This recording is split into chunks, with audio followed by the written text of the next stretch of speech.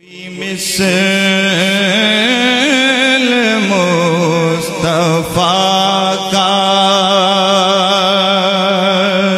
کبھی تھا نہ ہے نہ ہوگا، کوئی مثل مصطفیٰ کا کبھی تھا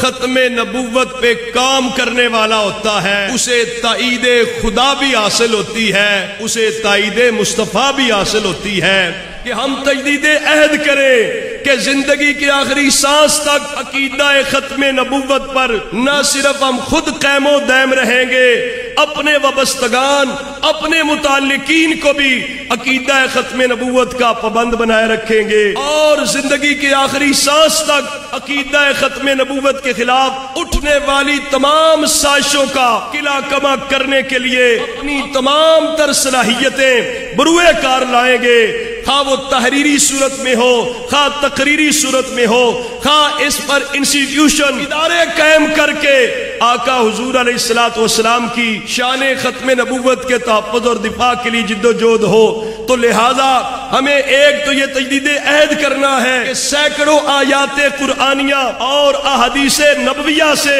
عقیدہ ختم نبوت ثابت ہے، اور پوری امت کا ہر دور اور ہر زمانے میں اجماع اور اتفاق رہا ہے کہ ہمارے پیارے نبی امام الانبیاء خاتم النبیین حضرت احمد مجتبی محمد مصطفیٰ صلی اللہ علیہ وسلم اللہ تعالیٰ کے آخری نبی ہیں۔ حضور کے بعد کوئی نبی ہونے کا دعویٰ کرے وہ بھی کذاب ہے، جو اس کے دعوے کو مانے وہ بھی کذاب اور جھوٹا ہے، دائرہ اسلام سے خارج ہے۔ لہٰذا ہمیں ایک تو یہ تجدید عہد کرنا ہے، اور اس کے ساتھ ساتھ میں یہ بھی کہوں گا ہمیں اپنے بزرگوں کی اس عظیم قربانیوں کو سلام عقیدت پیش کرتے ہوئے اپنے روشن ماضی کو بھی دیکھنا ہے۔ آج بھی نیشنل اسمبلی کی وہ کاروائی آج بھی گواہی دیتی ہے، جن 22 لوگوں نے قرارداد پہ سائن کیے تھے،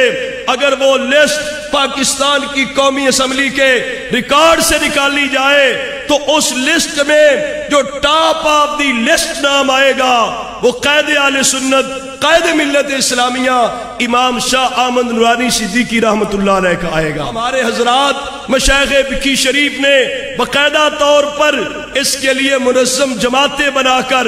علماء فضلائے جامعہ کی جماعتیں تیار کر کے لوگوں کی رائے عامہ ہموار کی، اور طریقے ختم نبوت میں بنفس نفیس کردار ادا کیا کہ ہم اس تاریخ کو بھی یاد رکھیں گے،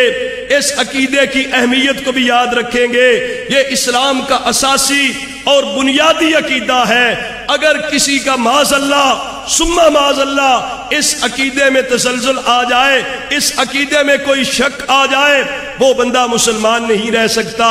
اس وجہ سے اس آواز کا مؤثر انداز میں جو ہے وہ اٹھانا ضروری ہے۔